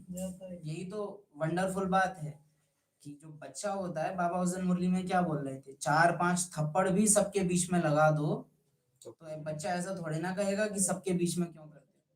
बच्चे की निशानी ये है कि रो लेगा, सब कुछ कर लेगा, लेकिन घर में ये नहीं करता कि उठाए और चल दिया कहीं। एक भाई को बोल दिया था समर्पित टीचर ने, कल से मत आओगे, सेंटर में नहीं आओगे, कल से आऊंगा मैं, मुरली सुनने रोज आऊंगा। हाँ, मैं मुरली सुनने रोज आऊंगा। बाबा है मुरली में कहता था कपूत हैं, ऐसे से तो मुआ भला। तुम्हारी थोड़ी है, मेरे बाप की थोड़ी है। अब बाबा अच्छा था ये, हाँ, तुम्हारी थोड़े नहीं है, मेरे बाप की मुरली है, मैं आऊंगा। याद करो उस बच्चे को, ही काम बेकार है तो फिर भी बाबा मैं आऊंगा नहीं तो सुधरूंगा कैसे। अब बाबा ही कहता है काम बेकार में जा रहे हो तो यहाँ शक्ल मत दिखाना, सकल में। और उसी से कहा जा रहा है, लेकिन वही क्या समझेगा, नहीं बात मैं आऊंगा, आऊंगा नहीं तो सुनूंगा। मैं सुधरूंगा कैसे, और कहाँ जाऊं, और कहाँ जाऊंगा। और कोई दुकान ही आए। तो बाबा तो ऐसे कहेगा और इसी भाव से कहेगा ताकि आप सुधर जाओ, लेकिन कहे बात आपको ऐसी लगेगी कि अरे कितनी कड़वी बात है।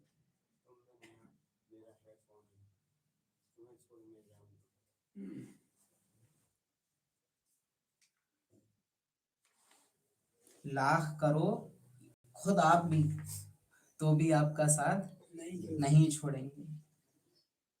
तेरा बनकर तुझसे हो बाबा, आपका तो पसंदीदा गाना है। यहाँ बहुत हैं जो एक दो को दुख देते रहते हैं, एक दो की देह में फंसे रहते हैं, एक दो की देह में फंसे रहना माना एक दो को दुख देना।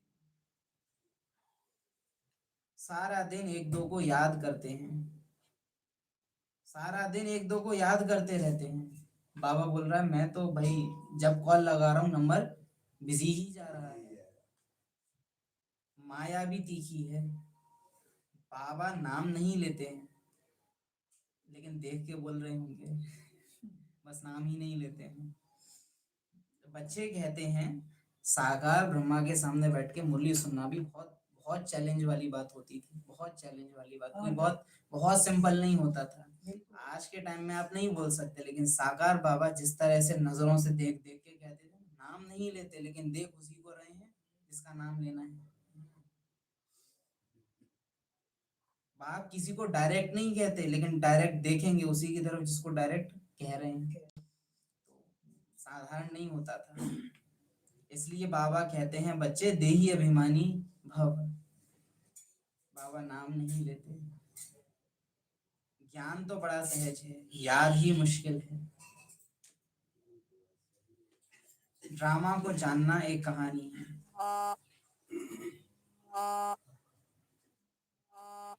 मुरली चलाना बड़ी बात नहीं, याद की ही बहुत मुश्किलात है।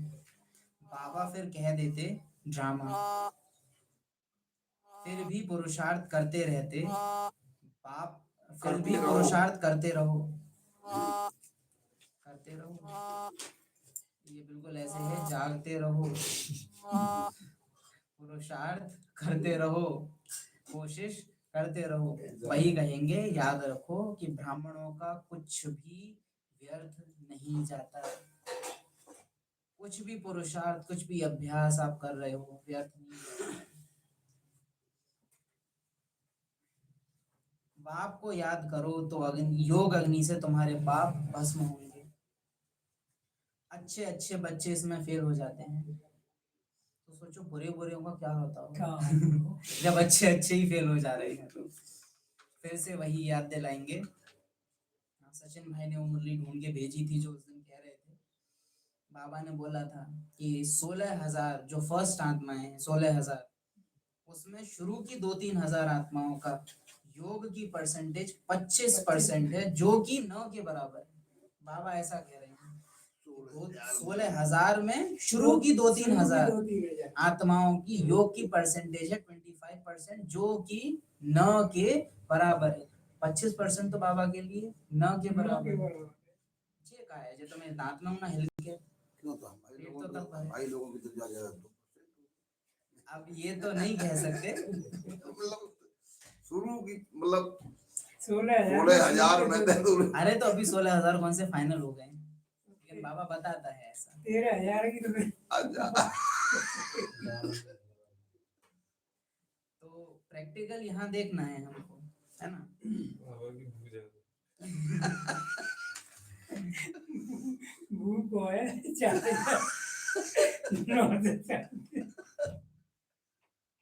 तो प्रैक्टिकली देखना है। अच्छे अच्छे बच्चे इसमें फेल हो जाते हैं। अच्छा, अच्छे अच्छे बच्चों को अच्छा याद की सब्जेक्ट। कल भी जहाँ से कह रहे थे कि 2 घंटे क्लास करा लें तो क्लास में बैठ सकते हैं, लेकिन 2 घंटे योग लगाने, माया बैठने नहीं है। माया का नाम भी क्यों लें, माया दोषी नहीं है,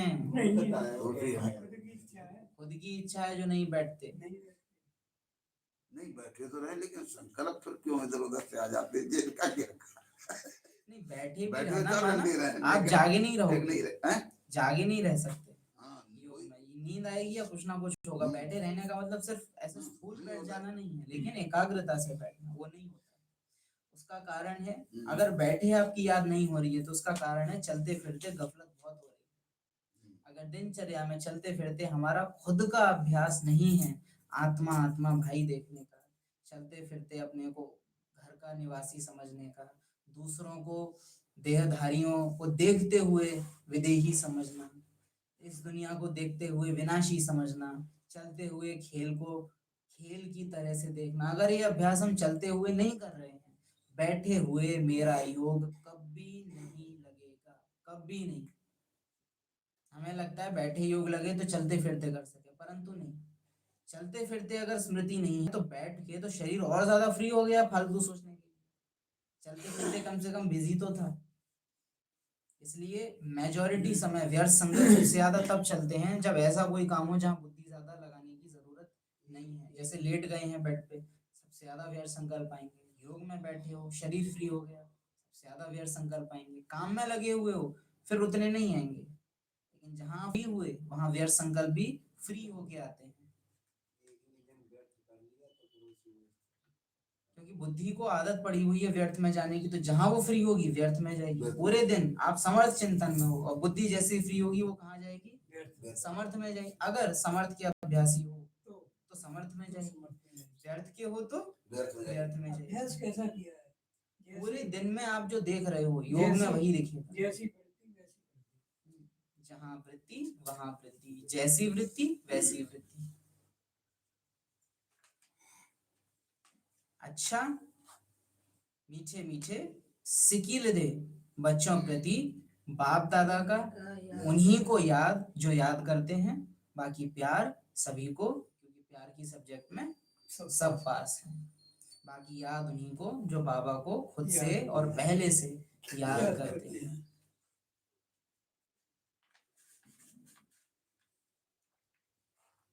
याद का महत्व बताने वाले, याद का महत्व बताने वाले, सुखी बनाने वाले, सबको सुख पहुंचाने वाले, पाप मिटाने वाले, पावन बनाने वाले, झरमुई झगमुई से बचाने वाले, ऐसे मीठे मीठे ऐसे योगेश्वर योगेश्वर ब्रह्मा बाबा को, ब्रह्मा बाबा ज्ञानेश्वर शिव बाबा को ज्ञानेश्वर शिव बाबा याद प्यार। फर्स्ट क्लास ब्लॉटिंग पेपर से बाबा को याद किया। फर्स्ट क्लास ब्लॉटिंग पेपर को याद प्यार। ओम शांति। शिव बाबा ब्लॉटिंग पेपर की बहुत तारीफ करते हैं, लेकिन इसमें हमको जनक विदेही की एक क्लास याद रहती है। दादी से कोई बहुत तारीफ कर रहा था कि बाबा तो ब्लॉटिंग पेपर है और सब पाप सोख लेता है, लेकिन उसमें दादी ने बोला था कि ऐसे काम ही क्यों करना जो ब्लॉटिंग पेपर की जरूरत पड़े। मतलब मुझे पाप ही क्यों करने हैं जो सोखता कागज की मुझे जरूरत पड़े। तो दादी तो ऐसा कहती थी कि ब्लॉटिंग पेपर की जरूरत ही नहीं पड़ी। जैसे बाबा धर्मराज भी है, लेकिन धर्मराज को याद प्यार नहीं देते ना, क्योंकि धर्मराज को याद ना करना पड़े और प्यार तो कोई कर नहीं सकता वैसे भी उससे। फैलाओ ही मत ना जो साफ करने की जरूरत पड़े। बाबा विनाश पहले ही अपना खुद ही विनाश कर लो तो विनाशकारी बाबा को बनने की जरूरत ही ना पड़े। प्यार से ही काम कर लो। वरदान, हाँ, मुख्य सार, कभी किसी की दिल को दुखी नहीं करना है। और सबसे बड़ा दुख रिवाइज कराएंगे, कोई भी ऐसा एक्ट, ऐसा थॉट, ऐसा एक्शन करना जो बाबा की याद में समाया हुआ न हो, बाबा की श्रीमत प्रमाण न हो, वो दुख देगा, खुद को भी और दूसरों को भी। एक संकल्प भी जो श्रीमत प्रमाण नहीं है वो खुद को भी दुख पहुंचाएगा और दूसरों को भी दुख पहुंचाएगा। कंपलसरी है। संगम में कोई भी ऐसी चीज जो कलयुग की वो दुख देगी, संगम युग में बाबा का ही है जो सुख दे सकता है, बाकी सब दुख देने वाले हैं। सबको सुख पहुंचाना है, सबको घर पहुंचाना है। पापों का दाग मिटाने के लिए देही अभिमानी बन अविनाशी ब्लॉटिंग पेपर बाप को याद करना है। बाबा ने ये भी कहा था कि ब्लॉटिंग पेपर बनना है, मीन्स दूसरों के पाप भी हमारे पास आए तो उसका असर हल्का हो जाए। ऐसी मीठी अवस्था बनानी है जो सबका कल्याण होता रहे। बादशाह भी दुख देंगे तो दुखी होकर मरेंगे। लौकिक में देखा जाता है कई लोग अपने मकानों में प्याऊ लगाते हैं कि कोई भी प्यासा अगर निकले उसको पानी पीना हो तो पानी पी ले। कई बार गाय भैंसों के लिए बड़े बड़े वो बनाते हैं चौकोर चौकोर बॉक्स कि अगर कोई जानवर को पानी पीना है तो पानी पी ले। अपने घरों पे कटोरियों में, थालियों में, गर्मियों में पानी रखना शुरू करते हैं चिड़ियों के लिए कि सबको जो है प्यास मिटे तो थोड़ी दुआएं मिले। बाबा ने बड़े से बड़ा तरीका बता दिया है, आत्महिमानी वृत्ति में रहो और दूसरों को भी आत्मा देखो। यही सबको सुख देना, सुख पहुंचाना है। याद का पानी, याद का अमृत। बाकी पानी चीनी पानी इलायची वाला जो है उससे कुछ नहीं होता है। ऐसी बातें सुन के कोई को लगता होगा ये तो बहुत विरोधी हैं यज्ञ के, ये तो भोग के और अमृत के पीछे पड़े रहते हैं। लेकिन ब्राह्मणों से प्रश्न उठता है कि वो अमृत पी के क्या होता है, तुमको क्या स्टेज आगे बढ़ती है, क्या अमर हो गए कोई, क्या हुआ है उससे कुछ। अच्छा,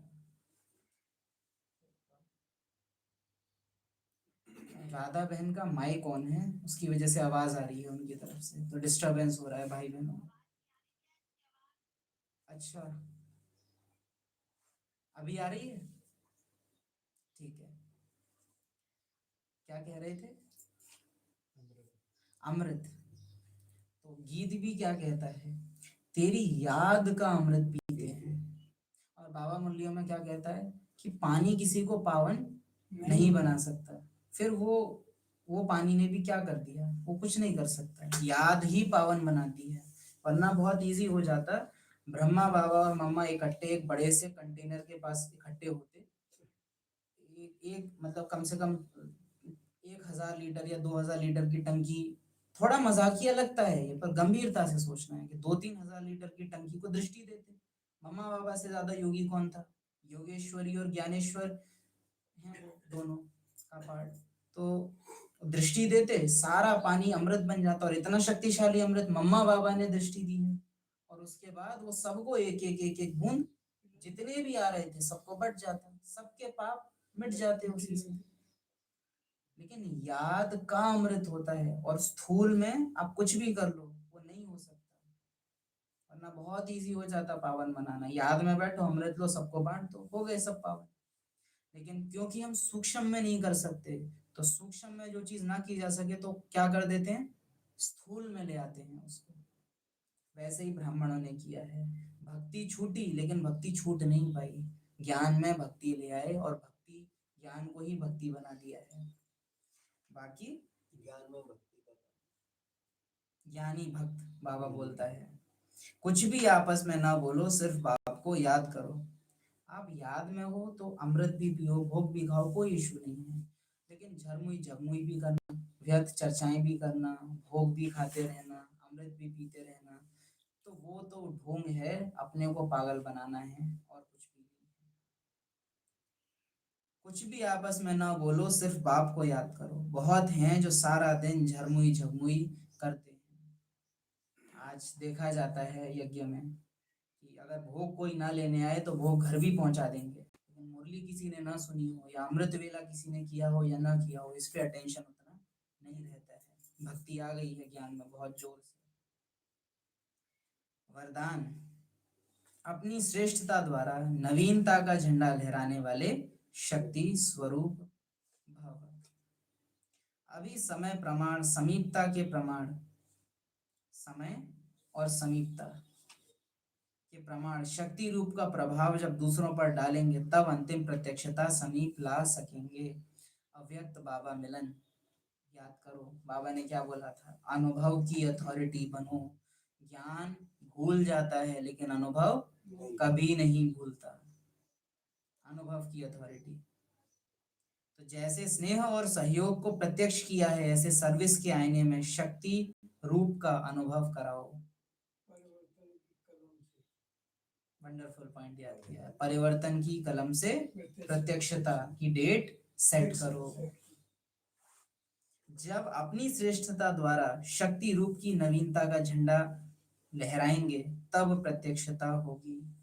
अपनी श्रेष्ठता, प्रोग्राम झंडे का कराया, उसमें बहुत अच्छा प्रोग्राम करा दिया, वो श्रेष्ठता नहीं है, वो तो धन की श्रेष्ठता है। बड़े प्रोग्राम कराने में ऊंची स्टेज नहीं, ज्यादा धन चाहिए होता है।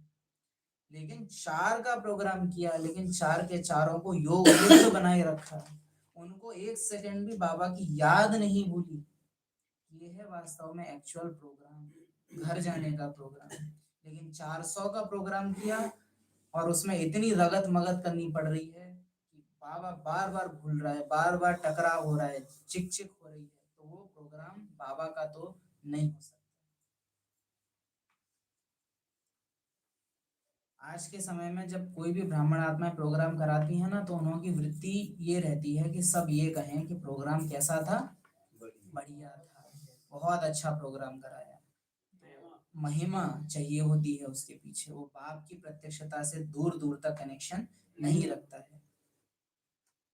स्लोगन है, मनसा द्वारा शक्तियों का और कर्म द्वारा गुणों का दान देना ही महादान है। अव्यक्त इशारे, बाप का बच्चों में पूरा फेथ है कि यही मेरे बच्चे विघ्न विनाशक आत्माएं हैं, पूज्य आत्माएं हैं। यह बच्चे बाप से भी आगे हैं, ये बाबा की फीलिंग है बच्चों में। और बाप बच्चों की क्या फीलिंग है, हम चंद्रवंशी बन जाएं तो भी बड़ी बात है, मुबारक, तालियां। हम चंद्रवंशी भी बन जाएं, दास दासी भी बन जाएं तो बड़ी बात। बाबा ने बोला है, थोड़ा भी सुन लेंगे तो स्वर्ग में आ जाएंगे। बढ़िया, ऐसा लक्ष्य रखो। अरे बाबा हमारे लिए कैसी फीलिंग रखता है, बाप बच्चों से भी तीखे, बच्चे बाप से भी तीखे जाएं, माँ बाप से भी ऊंचे जाएं, इतना वो फीलिंग हमारे लिए रखते हैं। और हम क्या सोच रहे हैं, दास दासी बन जाएं तो भी ठीक है। बाबा की जो हमारे प्रति शुभ भावनाएं हैं, उनका कितना बड़ा डिसरिगार्ड है। ये कोई ऐसा नहीं है कि हम निरहंकारी हैं, नहीं, ये है कि हम हम आलसी हैं, हमको पुरुषार्थ नहीं करना है। लक्ष्य ऊंचा ले लेंगे तो करना पड़ेगा ना। निमित्त बने हुए सदा बाप को भी निश्चिंत करने वाले, निमित्त हो तो निश्चिंत करने वाले हो, सदा खुशखबरी सुनाने वाले हर एक विशेष हैं। खुशखबरी आप बाबा को कैसे सुना सकते हो, बताओ किस तरह से बाबा को खुशखबरी सुनाई जा सकती है? कैसे सुनाओगे बाबा को खुशखबरी? बाबा को खुशखबरी सुनाना माना क्या क्या करना पड़ेगा खुशखबरी सुनाने के लिए? सच्ची दिल से साहिब राजी, ऐसा बाबा से बोल देंगे तो बाबा खुश हो जाएंगे। अपने जैसा किसी को बना देना। हम अच्छे हैं, बाबा जैसा हमें बनना। नहीं एक्यूरेट है, अपने जैसा दूसरों को बनाना। एक्चुअल में मैं कौन हूँ? आत्मा हूँ। तो प्रैक्टिकल में बाबा, मानो अभी हम 2 घंटे के लिए मकान से बाहर निकले, पूरे में सैर करके आए और जब घर लौट के आ रहे हैं तो बाबा से जब नजरें मिले तो मैं ये कह पाऊँ कि बाबा जो भी सामने आए सबको मैंने आत्मा देखा, सबको मैंने आपका बच्चा देखा। मुझे दुनिया को देखते हुए ये याद रहा कि ये दुनिया विनाशी है, अब मुझे वापस। ये है बाबा को खुशखबरी सुनाना, प्रैक्टिकल खुशखबरी। कि आज इतनी सारी आत्माएं जब मेरी दृष्टि में आई तो उनके बंधन मैंने हल्के किए, खुद भी बंधन नहीं बनाए और औरों को भी बंधन हल्के कराए। ये है खुशखबरी सुनाना। और एक है रात को बाबा के सामने बैठे हैं, बाबा मैं आत्मा तुम आत्मा, बाकी ठीक है सो जाओ, सुबह मिलेंगे, अमृत वेले उठा देना क्योंकि हमसे उठा नहीं जाता है। तो ये है कि एक और बोझ आ गया, इसको भी संभालो अब सुबह सुबह। और एक है कि ये आ गया मेरा बच्चा, ये मेरी जिम्मेवारी संभालेगा। तो बाबा को खुशखबरी सुनाना माना बाबा की जो जिम्मेवारी है उनको निभाना, बंधन मुक्त बनना और बनाना। बाबा को निश्चिंत रखना, निमित्त हैं वो निश्चिंत रखते हैं, यही है खुशखबरी सुनाना। तो निमित्त बनो, चलते फिरते बाबा के रथ बनो। सबसे बड़ा दुख मतलब देहभान यही खुशखबरी है। सबसे बड़ा दुख है देहभान, तो सबसे बड़ी खुशखबरी क्या होगी? देहभान को खत्म कर देना, आत्महिमानी बनना। एक्यूरेट एकदम। ओम शांति।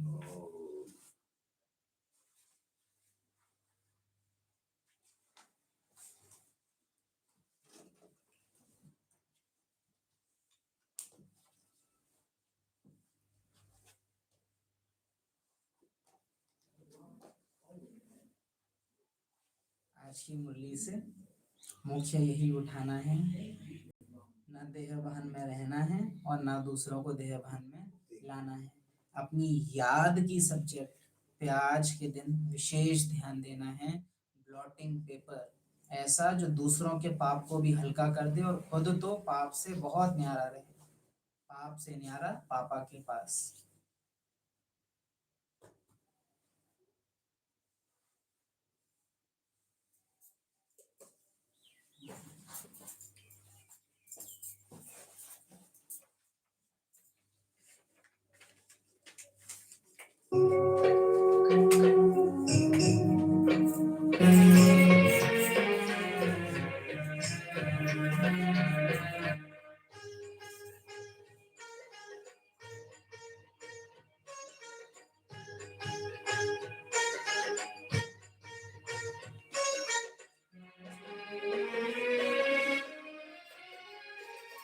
जहाँ देह का दुनिया का कोई भान नहीं है,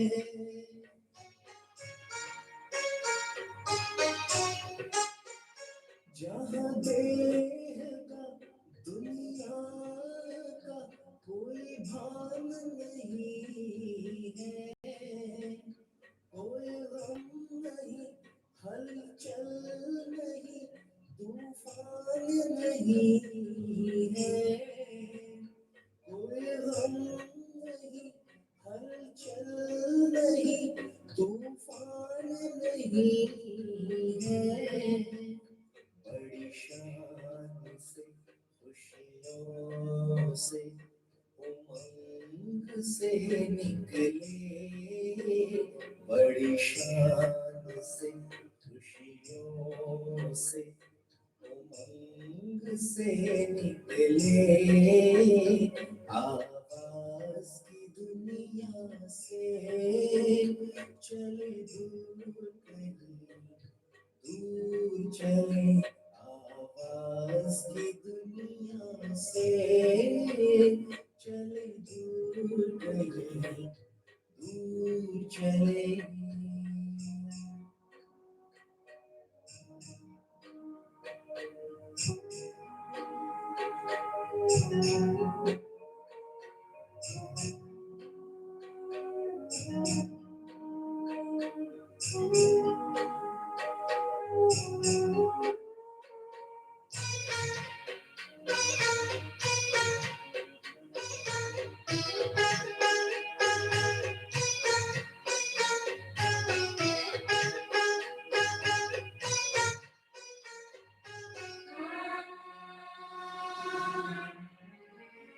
वहाँ ना कोई समय किसी ना कर्मों का ना कोई बंधन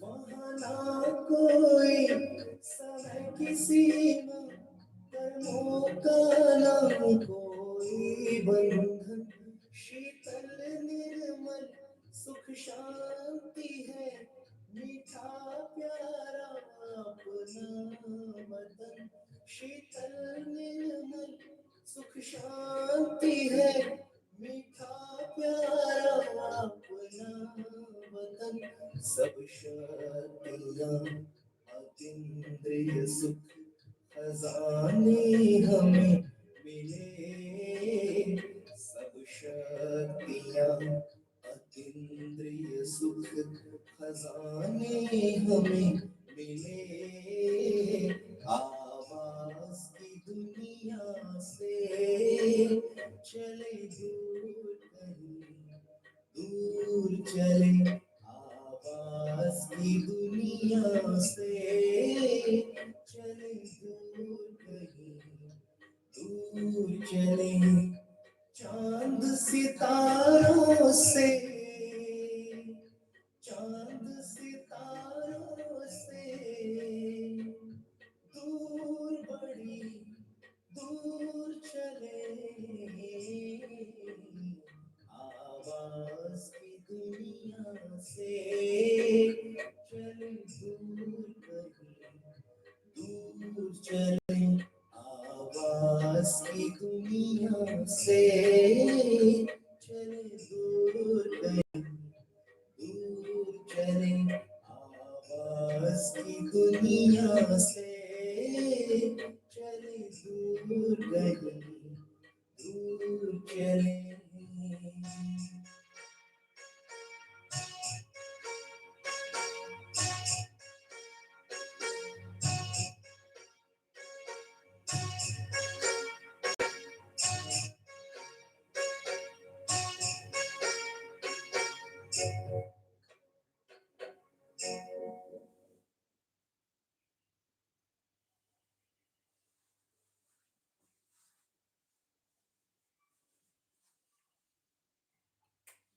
शांति। ओम